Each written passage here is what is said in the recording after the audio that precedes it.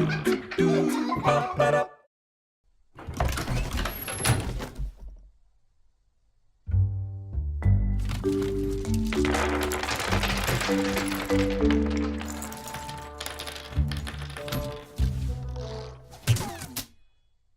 I'm Merrin Jensen. I was one of the producers on The Gallant Captain. Katrina, I was one of the producers and one of the directors on the film. Graeme, I guess writer-director would be me. I wrote a book a few years ago now called The Legend of the Golden Snail, and I thought make a great film.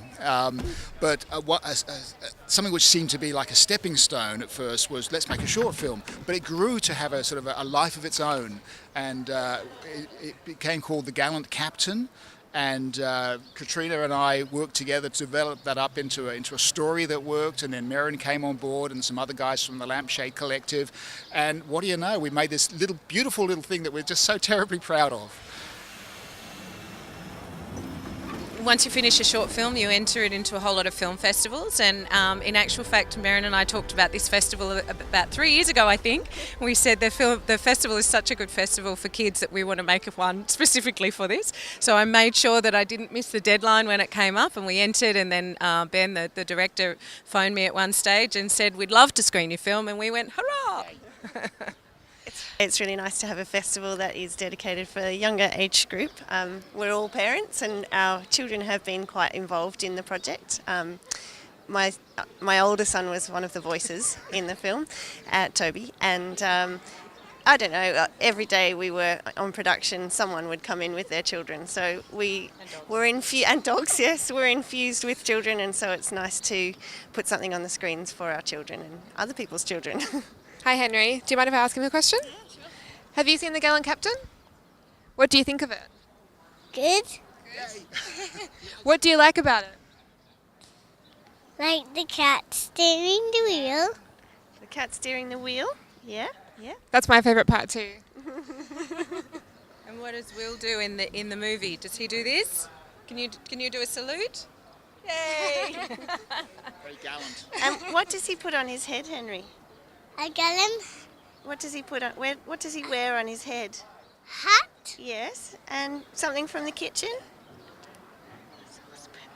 Saucepan. I have no idea why he does that. But he just does, the way kids do. The other really nice things for us is that we're all, Melbourne homegrown, and it's just great to have the film showing here. It's been all over the world, which has been very exciting.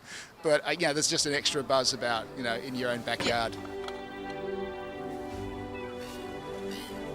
One of the reasons we got the funding was that it was a sort of a transition for me from colouring in, which is what my kids say I do all day, to trying to make a movie. And I confess I knew nothing about it, but Screen Australia had a fund which was to do with that transition for somebody moving across. And luckily I had Katrina, who actually knew what she was doing when it came to directing, so I kind of tagged along and learned on the job. But also, my work usually is very solo. I mean, I just do what I do at home. I write, I illustrate, and that's it. So being involved in a collaborative project like The Gallant Captain was, quite a shock. And I was a bit nervous, really, because I don't think I'm a bit of a control freak. But it was beautiful. We did it locally. It was a shoestring budget, but we all just had the right, I think, spirit about, of how we wanted this film to look and feel. And in the end, it was just a really joyous experience. My personal favourite animal to draw is a snow leopard, just because I think they're the most beautiful thing in the world. I usually get asked by kids, what's the hardest animal to draw? And I ask them, well, what do you think? And they say, oh, I don't know, a crocodile or something like that. I say, no, it's actually you. People. People are the hardest to draw because we know the subject matter so well. And if you get it just slightly wrong, it looks weird. Whereas I can draw like a snow leopard and get the eyes a bit too far back in the head or the paws too big, and it looks fine because you don't know it so well.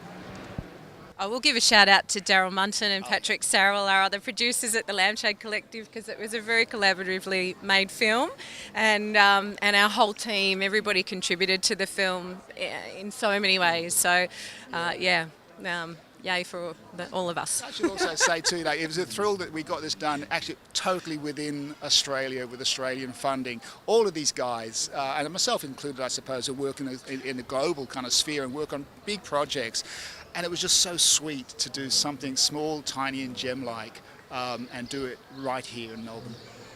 One last thing, I guess, is that we're really lucky in Australia to have Screen Australia and Film Victoria. We got support for this project from Screen Australia. And without funding like that, these projects would be very hard to achieve because they're so labour intensive and they take so long. So I think we're really grateful to Screen Australia as well for their support. Thank you very much for your time.